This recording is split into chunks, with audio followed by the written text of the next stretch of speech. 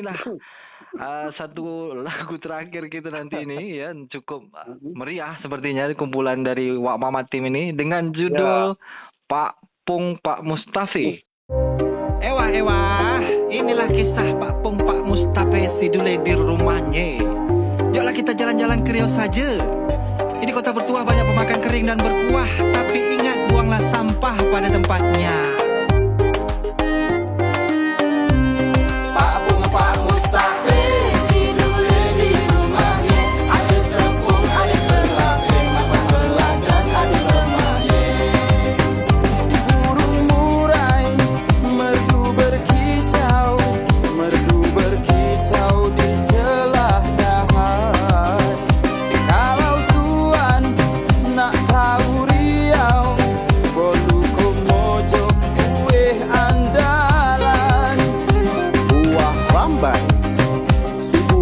Salak kena biji awas tersedak tengah hari di kota Siak laksana mengamuk penyejuk tegak. Pak Pung Pak Mustafi Sidule di rumahnya, ada tepung ada kelabe masa belajar ada rumahnya.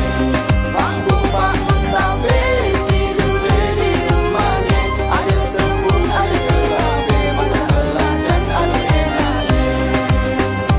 Ikan sepat, ikan haruan, goreng meresik jadi hidangan. Kalau akak pergi ke bagai, kacang pukul di lubang kencangan.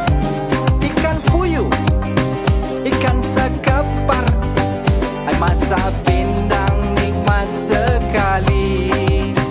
Kalau aduk, ai buat ikan kampar, lopek bugi jangan lupa di bodi. Pak Pung Pak Mustafi Sidule di rumahnya, ada tepung ada kelabe masa belajar ada rumahnya.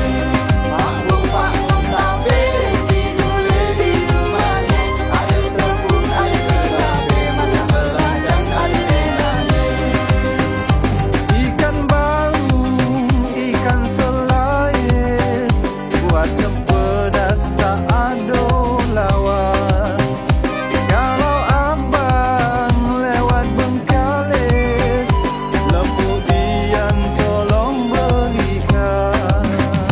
Laju-laju si anak panah, tepat di badan rusaknya mati.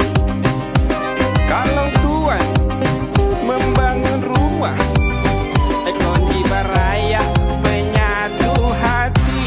Pak Pung Pak Mustafi Sidule di rumahnya, ada tepung ada kelabe masa belajar ada rumahnya.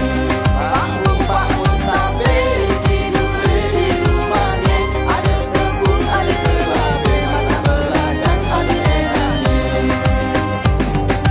Assalamualaikum, bismillah pembuka kata. Ini kami dari Riau datang coba nak menyapa. Lewat kata-kata kami coba bercerita tentang rasa, semua rasa kami punya.